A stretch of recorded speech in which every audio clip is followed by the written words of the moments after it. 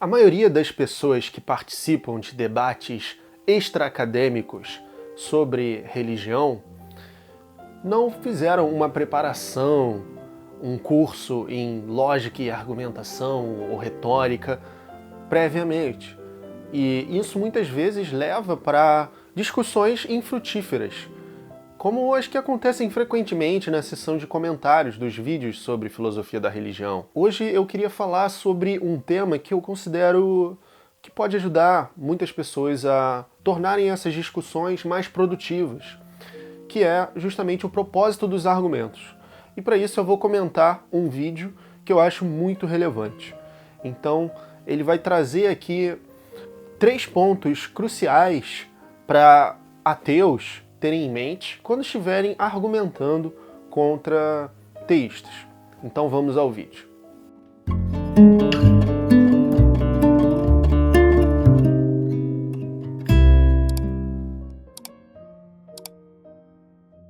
Hoje eu vou comentar mais um vídeo do Alex O'Connor, que é um youtuber do Reino Unido que está aí há quase uma década trabalhando o tema da filosofia da religião e tem ganhado muita popularidade. Então, se você quiser assistir o canal dele, tá aqui na descrição, você pode ativar as legendas em português.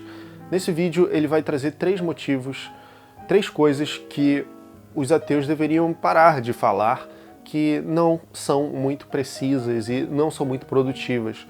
Inclusive, eu próprio já cometi um desses erros no passado e eu imagino que você talvez também tenha. Porque é comum, às vezes, as discussões saírem do propósito e irem para um lado um pouco mais emotivo. Então vamos assistir e comentar. O primeiro ponto é esse aqui. A crença de que os argumentos devem independentemente justificar uma religião. Por exemplo, se você está defendendo o argumento da causa primeira, o ateu pode olhar para você e dizer, olha, mas esse argumento não prova Jesus. Mas o propósito do argumento não é provar que Jesus é Deus. É só provar, ou pelo menos argumentar, né, nessa direção, tornar mais provável, mais plausível a ideia de uma causa primeira, da necessidade de um primeiro motor para o universo, ou algo assim. Né, um argumento cosmológico. Mas o que as pessoas muitas vezes falam contra os argumentos individualmente é que eles não são o suficiente para defender uma crença como o cristianismo, o judaísmo, o islamismo. Claro que não. Os próprios filósofos da religião, eles vão argumentar, na verdade, que os argumentos individualmente não são suficientes, mas somados, eles criam um caso favorável para, por exemplo, o cristianismo. O que eu discordo, tá? Eu acho que muitos desses argumentos não são fortes. Alguns são, como por exemplo o que eu comentei do John Hick, a teodiceia do John Hick no último vídeo, um dos últimos vídeos. Mas não é o suficiente porque a intensidade do problema do mal e a sua gratuidade em casos extremamente específicos e que não tem desculpa para um Deus maximamente amoroso não diminuir o sofrimento de um ser, tornam a probabilidade de Deus não existir muito mais persuasiva. Assim como o argumento do ocultamento divino, assim como as inconsistências da Bíblia, que o Bart Ehrman traz com muita competência. Então, tudo isso é muito mais persuasivo. Mas, ainda assim, é importante se deter nos propósitos de cada argumento. Vamos ao vídeo. Maybe the most common example of this is when a theist puts forward, say, the Kalam cosmological argument, and the atheist responds not by denying that the argument is sound, but by saying something like, even if the Kalam cosmological argument was sound, which I hope to prove to you that it's not, it still wouldn't prove any particular God. The assumption here is that for a religious argument to be successful, it must prove the existence of God all by itself, and must prove the particular God belonging to the religion of the person proposing the argument, or else it completely fails. But this isn't true. Right? An argument's purpose isn't always to undeniably prove its conclusion. Sometimes its goal is simply to make a proposition or conclusion a bit more likely. Whilst deductive arguments may attempt to prove their conclusion, inductive arguments, like the design argument or some cosmological arguments, only seek to attest to the plausibility of the conclusion, even if they haven't incontrovertibly proved it. And even when inductive arguments are used, there are two ways in which they can be considered successful. Então, existem argumentos dedutivos e argumentos indutivos. Se você está lá no meu clube de assinatura da Academia da Razão, você pode assistir o meu curso completo de lógica, de introdução à lógica, que é um curso bem básico para quem está começando mesmo, e que tem certificado, enfim, o link está aqui na descrição. Mas existe essa importante diferença entre argumentos dedutivos, que garantem a verdade da conclusão. Por exemplo, todos os homens são mortais, Sócrates é homem, Sócrates é mortal. Né? Isso é uma dedução. Mas existe também a indução, né? De que o céu, todas as vezes que eu olhei para o céu e ele estava nublado, choveu, o céu está nublado agora, é provável que vai chover. Né? Isso é um argumento indutivo, que só simplesmente torna provável alguma proposta. Então, essa diferença é importante de ter em mente quando você vai analisar um argumento. The argument may make the conclusion more likely than the conclusion being false. That is, it's more likely to be true than false, say 80% likely. But they can also sometimes just make the conclusion more likely than it was before. It might still be unlikely overall, less likely than being true, but an inductive argument might only be trying to make it more likely than it was before the argument was used, maybe from 10% likely to 20% likely. This second kind of inductive argument could still be considered successful given its aim, even though it doesn't actually make the conclusion more likely to be true than false. And going back to deductive arguments, when these are used, they usually aren't used to prove an entire worldview all in one go. Right? The conclusion is rarely something like, therefore Christianity is true. They seek to prove a conclusion, but only a minor conclusion to be used cumulatively with other arguments to prove that Christianity is true when they're put together. Então, cada argumento vai acrescentar um pouco, e o que os teístas argumentam é que na junção desses diferentes argumentos se forma um caso forte a favor da crença específica, em geral o cristianismo. Mas eu penso que isso é falso. E se você ler a Filosofia da Religião do William Rowe, ele também tira essa mesma conclusão quando ele aborda esse tipo de reivindicação pelos teístas. Que, na verdade, mesmo num todo, os argumentos, mesmo juntos, esses argumentos não tornam todas as reivindicações teístas da Trindade até a imortalidade da alma plausíveis. Né? Não é o caso. Mas, de qualquer forma, é algo que é preciso compreender, né? Right, one argument concludes that there's a first cause. A separate argument concludes that there is a moral authority of the universe. Another separate argument concludes that Jesus rose from the dead. And none of these on their own will prove the entire truth of Christianity, but the theist will put them together in an attempt to show why Christianity is a plausible explanation for all of them. So when an atheist says something like, yeah, well, this particular argument doesn't prove that a God exists, only a first mover. Or, yeah, well, you haven't shown why the moral authority would have to be God, and certainly not the Christian God.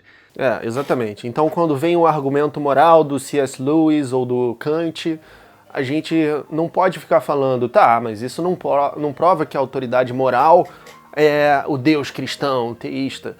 Não, mas também esse não é o objetivo do argumento. Calma. O objetivo do argumento é um pedaço, e depois outro argumento vai ser outro pedaço. O que a gente deve focar em fazer, na verdade, é enfraquecer cada um desses argumentos individualmente, com o propósito que eles estão buscando fazer. It's worth asking, did the theist ever claim that their argument could do this? You'll probably find that most of the time, they didn't claim so. They were only trying to prove a first mover, say, not the whole Christian God. That comes later, but this first step is an important piece of the puzzle. It's like if you were a detective solving a crime, and an eyewitness told you that they saw one of the suspects at the crime scene. You could turn around and say, yeah, well, that doesn't prove that they actually committed the crime, does it, just because they were there? Well, no, it doesn't prove that. But it's still an important piece of information that could be incredibly helpful in constructing a broader case against the suspect. Right? It doesn't work on its own to prove the whole conclusion, but it's not supposed to. Arguments don't need to independently establish a conclusion to be successful arguments in favor of that conclusion. Number 2, if God... Ok, então tenha em mente o primeiro ponto, que os argumentos eles têm um propósito específico e cada um deles vai ser diferente. E somados eles vão buscar fazer um caso a favor de uma determinada crença. Independentemente, os argumentos não têm a obrigação de provar uma crença inteira. Ok? Então vamos para o segundo ponto. A ideia de que se Deus existe, eu não vou cultuá-lo. Ou se Deus existisse, eu não o cultuaria. Eu próprio já afirmei isso. Quando eu estava começando a falar sobre esse assunto mais publicamente, e à medida que eu fui me aprofundando, eu fui percebendo que a ideia de que o Deus cristão é um Deus maximamente amoroso é uma parte da sua essência, né, da sua definição. Então, a gente não pode pensar que talvez ele não seja, né? O que a gente pode dizer é afirmar que ele não existe, né? Questionar a sua existência, desafiar a ideia de que existe tal Deus. Mas dizer que se ele existisse nós não o cultuaríamos, aí nós teríamos que negar sua existência, né? Que é mais ou menos o que os gnósticos fazem.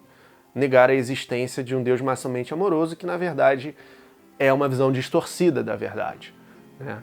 Então essa ideia, até para os gnósticos, assim como para os ateus, é falsa. Mas para os ateus é falso também que haja qualquer tipo de Deus, o que para os gnósticos não é o caso.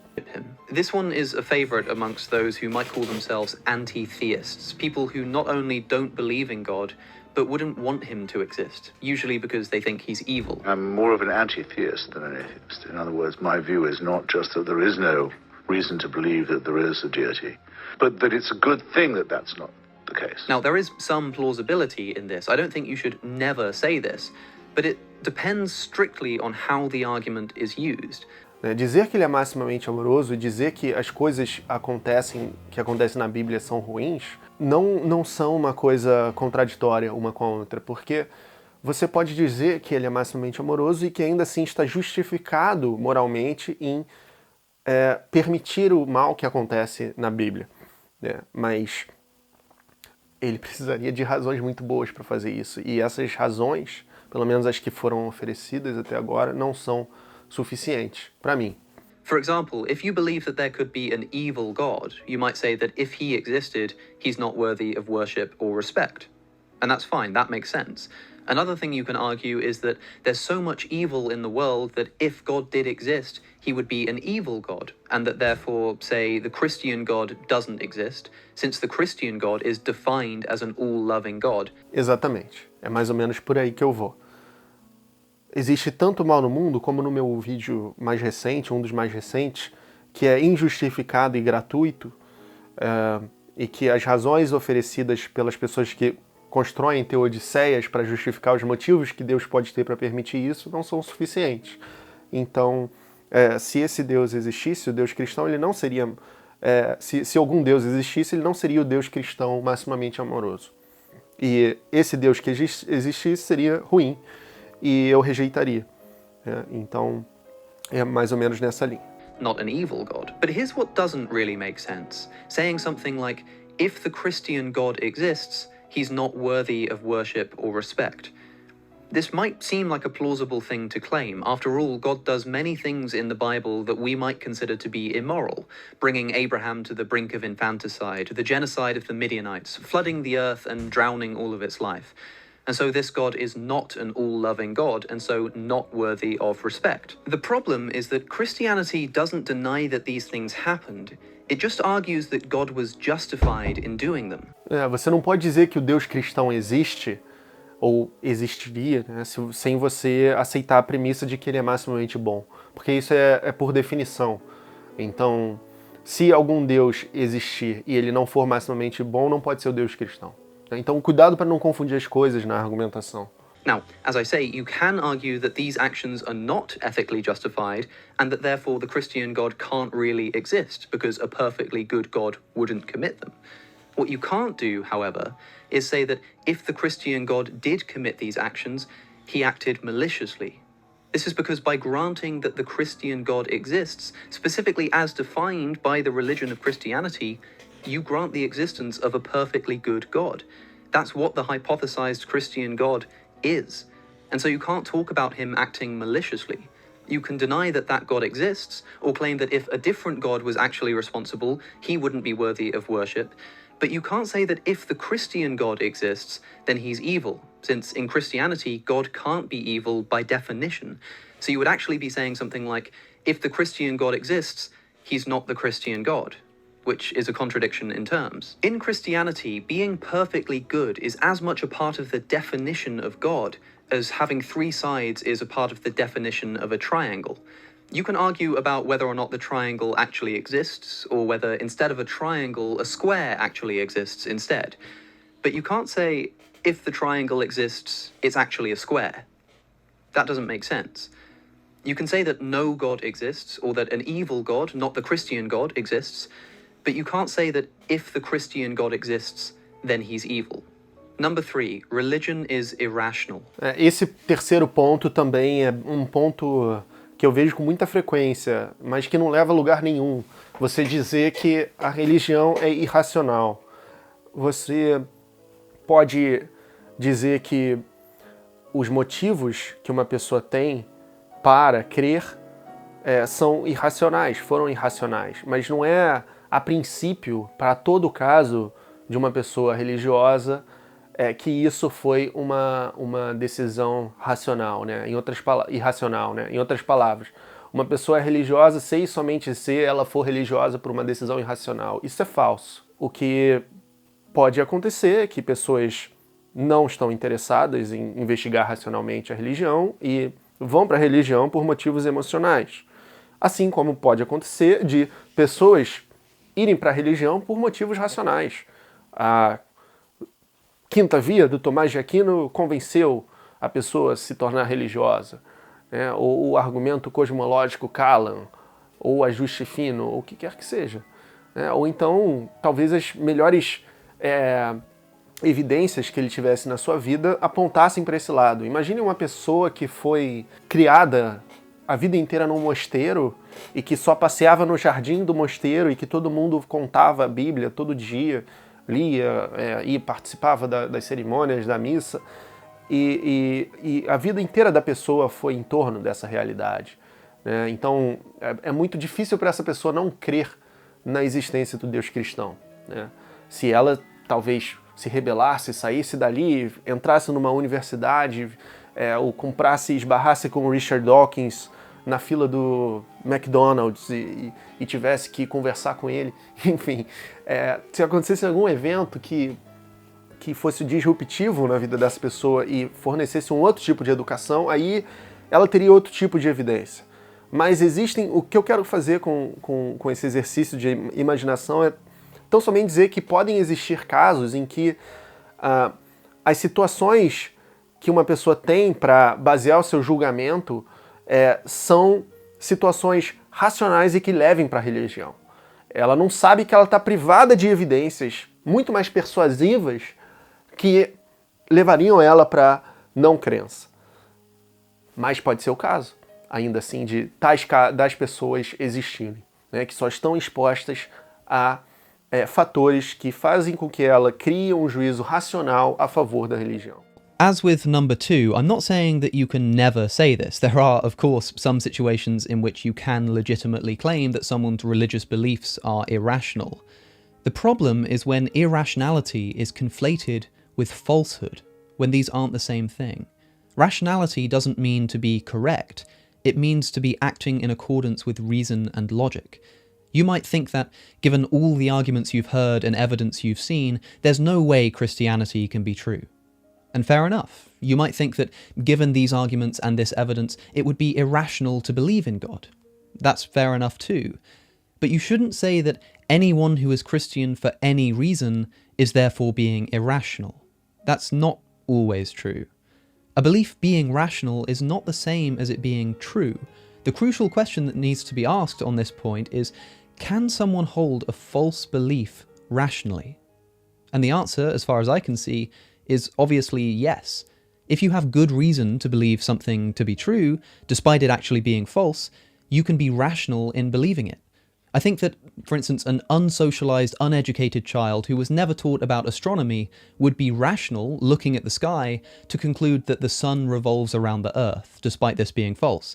To the best of that child's ability, he's evaluated his observations and used the best information and intuitions at his disposal to come to this conclusion.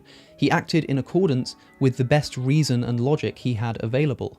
The conclusion may be false, but it would be unfair to claim that the child is being irrational. Todos os erros prévios da ciência, por exemplo, o sistema ptolomaico, né, a crença racional de que a Terra, por exemplo, é o centro do universo, com as evidências que se tinha no período, era uma hipótese bastante racional, assim como o lamarquismo podia ser visto no período como uma hipótese bastante racional e plausível, né, mas com o tempo, as evidências favoreceram muito mais o darwinismo, né? Assim como o sistema ptolomaico foi por água abaixo, né? Com as descobertas de Copérnico e Galileu. Então, isso é algo incontestável, né? De que você pode ser racional e ainda assim estar errado. A maioria das ideias estão erradas. E é importante errar também na empreitada filosófica e científica, porque você vai eliminar alternativas, né, falhas, e dar espaço para a possibilidade do acerto. Similarly, a person can irrationally believe a true proposition. Suppose that somebody believes correctly that it's raining outside, but they're in a small room with no windows. They have no actual evidence that it's raining. The reason they believe it is because it was revealed in a dream to them by an imaginary friend. It would be irrational to trust this revelation despite the fact that its conclusion happens to be true. The person does believe in the true fact that it's raining, but does so irrationally.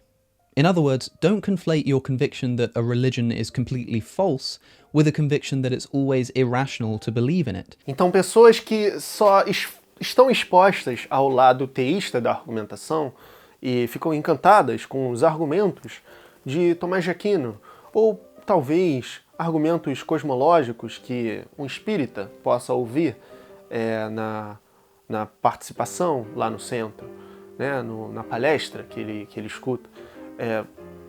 Por acaso essa pessoa vai buscar pesquisar as refutações, os argumentos contrários? Provavelmente não, mas é isso que, se você é uma pessoa que está com compromisso com a verdade, mais do que buscando pura e simplesmente uma consolação espiritual, se você quer viver no mundo real, até onde você pode julgar, então eu te aconselho a fazer isso. Aqui no canal você tem uma playlist de filosofia da religião e tem os principais argumentos do ateísmo, assim como em vários outros vídeos que eu participei. I think it would be perfectly rational to believe in God if that was all a person had to go on. Right, imagine if this person, who only has access to arguments in favour of religion, decided to completely ignore all of them and be an atheist simply because, say, they didn't like the conclusion. This would be irrational in their situation, to reject the arguments just because they don't like them. They would be an atheist, and you might think that they're correct in being so, but they didn't arrive there rationally. Also, someone might believe in God because of a multitude of arguments that perhaps you've never even come across. Now, sure, after examining these arguments, you might conclude that they're being irrational, but you can't conclude this until you've made this examination of those particular arguments. Again, accusing someone of irrationality is not saying anything about the truth of their belief, but rather the epistemic means they used to get there. O discurso racional é baseado na lógica. Você pode basear também através da comoção sentimental, né, um discurso, para impressionar a imaginação, que é o que o mito faz, né, e que as religiões sempre fizeram, até mesmo antes do surgimento do discurso filosófico na Grécia. Então, é bem um meio, um veículo epistêmico para você adotar uma determinada crença. Pode ser racional, assim como pode ser irracional. E isso vale para os dois lados. Para o ateísmo, ou para o teísmo, ou para qualquer tipo de crença, na verdade. If you meet someone who tells you they're a Christian, you're welcome to say, hey, I think you're wrong. I think you hold a false belief. You hold a dangerous belief, even, if you like. But you can't say they're irrational until you know exactly why they hold that belief and have concluded that their reasons are illogical. É isso. Então, obrigado por assistir, deixe seu comentário e agora preste atenção nas discussões, nessas 3 coisas a serem evitadas durante os seus debates. Se você quer aprender a pensar mais filosoficamente, considere se tornar um membro aqui do canal, porque em breve teremos um mini curso com certificado Pensar como Filósofo, em que a gente vai falar muito sobre o que é a filosofia, o que é a dialética, o que é uma argumentação, o que é um argumento válido, inválido. Então, já aproveita, garanta aí sua participação para ter acesso também ao grupo do WhatsApp, ao curso Nietzsche e ao seu nome no final dos vídeos. Muito obrigado e até a próxima.